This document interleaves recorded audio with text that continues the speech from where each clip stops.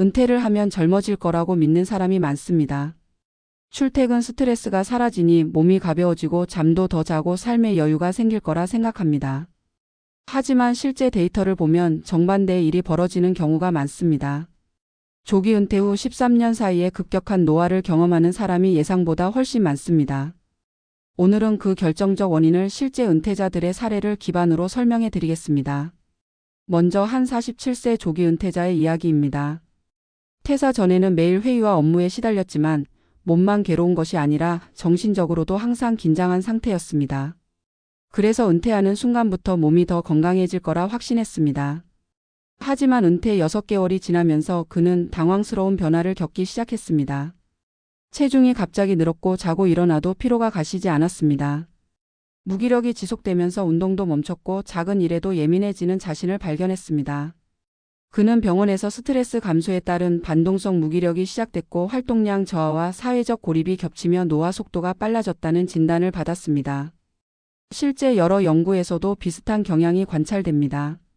조기 은퇴는 스트레스 감소라는 긍정적 효과도 있지만 동시에 생활 구조 붕괴라는 부작용이 크게 작용합니다. 사람의 몸은 단순히 쉬기만 한다고 회복되는 시스템이 아닙니다. 오히려 규칙적인 자극, 적당한 스트레스, 사회적 상호작용이 건강 유지에 중요한 요소입니다. 이 요소들이 한꺼번에 사라지면 몸은 급격한 안정 모드로 떨어지며 활동성이 둔화되고 근육과 인지 기능이 빠르게 쇠퇴하기 시작합니다. 특히 활동량 감소는 노화 가속의 가장 큰 요인입니다. 직장인은 의식하지 않아도 하루 평균 6,000, 8,000보를 걷습니다.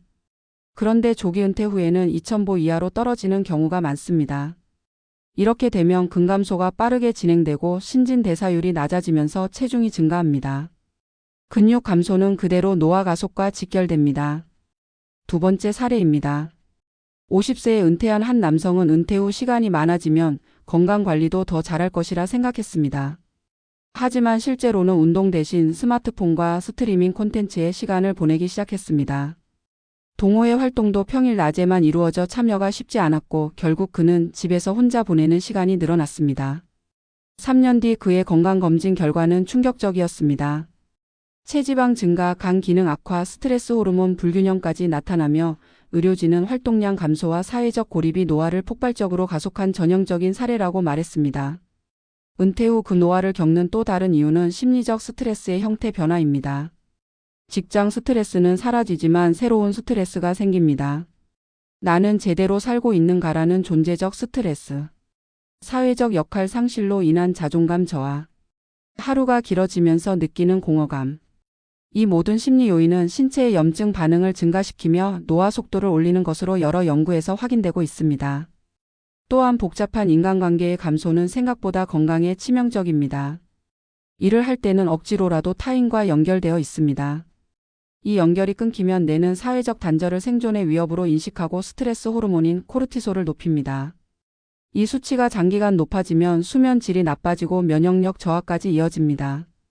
결국 몸은 빠르게 노화의 궤도에 올라타게 됩니다. 그렇다면 해결책은 무엇일까요? 가장 중요한 건 은퇴 후에도 계속 움직이는 구조를 만드는 것입니다. 여기서 말하는 움직임은 단순 운동이 아닙니다. 하루 일정, 사회적 역할, 사람과의 연결, 작은 일이라도 나를 필요한 존재로 만들어주는 루틴.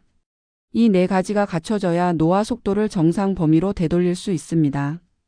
조기 은퇴자 중 그 노화를 피해가는 사람들의 공통점도 명확합니다. 은퇴 후 바로 일을 쉬지 않습니다. 작은 프로젝트라도 시작합니다. 하루 일정을 만들어서 기상, 산책, 학습, 소셜 활동의 흐름을 유지합니다. 돈을 벌든 안 벌든 사회적 연결과 역할을 계속 유지합니다. 이들은 쉬는 삶이 아니라 운영되는 삶을 만듭니다. 오늘 이야기의 결론은 단순합니다. 조기 은퇴는 문제가 아닙니다. 문제는 삶의 구조가 사라진 은퇴입니다. 몸은 쉬는 것을 좋아하지 않습니다. 몸은 움직이는 것을 좋아하고 연결되는 것을 좋아하고 역할을 갖는 것을 좋아합니다. 이 세 가지가 빠지는 순간 노화는 급가속을 시작합니다. 은퇴는 끝이 아니라 다시 설계해야 하는 또 하나의 인생 구조입니다. 조기 은퇴를 준비하고 있다면 혹은 이미 은퇴했다면 내 삶은 어떤 구조로 운영되고 있는가를 스스로에게 질문해 보시기 바랍니다. 이 질문이 바로 노화를 늦추고 삶을 다시 젊게 만드는 첫걸음이 될 것입니다. 조기 은퇴를 꿈꾸는 사람들은 한 가지 공통된 상상을 한다. 회사라는 무게가 사라지면 마음이 가벼워지고 젊어질 것이라는 기대다.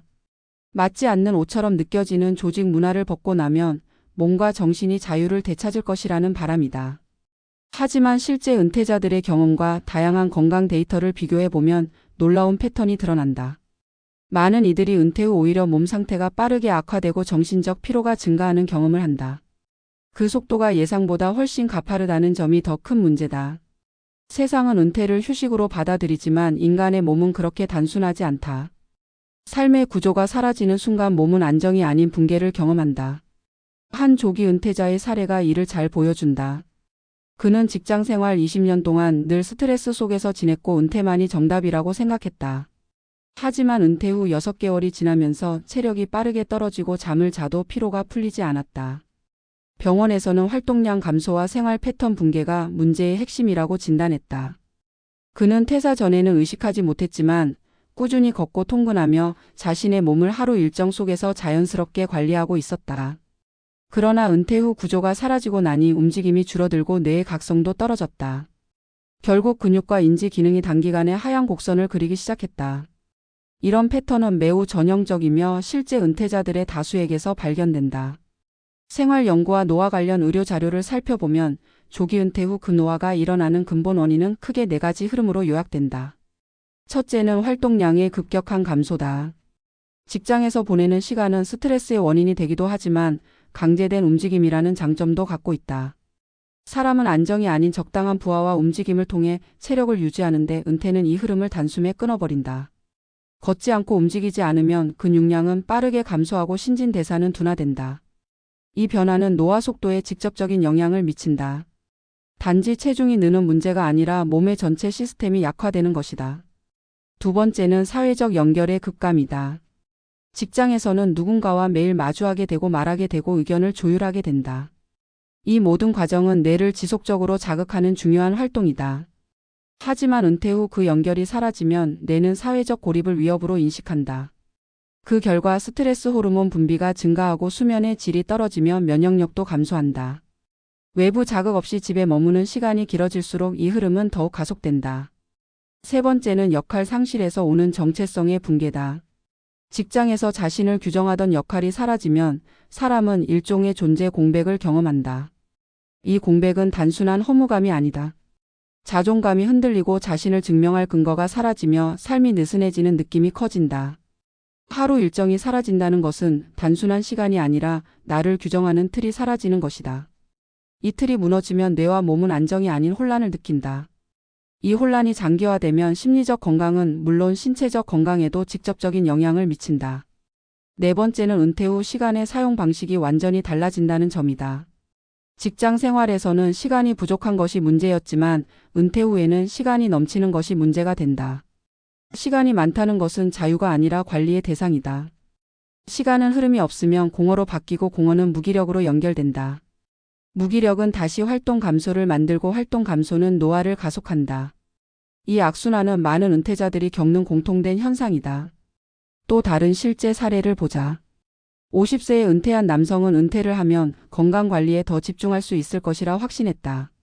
하지만 실제로는 운동보다 스마트폰 사용 시간이 늘었고 동호회 활동도 자신의 생활 패턴과 맞지 않아 꾸준히 이어지지 않았다. 그는 자신이 쉬고 있다고 생각했지만 몸은 쉬는 것이 아니라 기능을 잃어가고 있었다. 3년 후 건강검진에서 나타난 변화는 놀라울 정도로 빠른 악화였다. 의료진은 이 변화가 조기 은퇴자들에게서 자주 발견되는 패턴이라고 설명했다. 이 사례는 휴식이 곧 건강으로 이어지지 않는다는 사실을 다시 한번 확인시켜준다. 은퇴는 사건이 아니라 구조의 변화다. 구조가 흔들리면 몸도 흔들리고 마음도 흔들린다. 많은 사람들이 은퇴 후 그 노화를 막기 위해 운동이나 식단을 먼저 떠올리지만 근본적인 문제는 삶의 구조에 있다. 구조가 탄탄하면 몸은 자연스럽게 활력을 유지하고 심리도 안정된다. 하지만 구조가 무너지면 운동도 식단도 일시적인 효과에 그치고 지속성을 확보하기 어렵다. 문제의 핵심은 은퇴 후 삶을 운영하는가의 여부다. 따라서 조기 은퇴 이후 그 노화를 피하고 싶다면 가장 먼저 해야 할 일은 삶의 구조를 다시 설계하는 것이다. 하루 일정이 있어야 하고 기상시간과 활동시간이 일정한 흐름을 유지해야 한다. 작은 일이라도 나를 필요한 존재로 만드는 역할이 있어야 하고 사람과 연결된 루틴이 유지되어야 한다. 이 모든 요소가 갖춰질 때 몸은 안정감을 느끼며 노화 속도를 정상 범위로 되돌릴 수 있다. 실제로 조기 은퇴 후에도 건강을 유지하는 사람들에게는 뚜렷한 공통점이 있다. 이들은 은퇴를 휴식이 아닌 재구성의 과정으로 본다. 완전한 쉼을 택하지 않고 소규모 프로젝트를 시작하거나 사회적 활동을 유지하려 한다.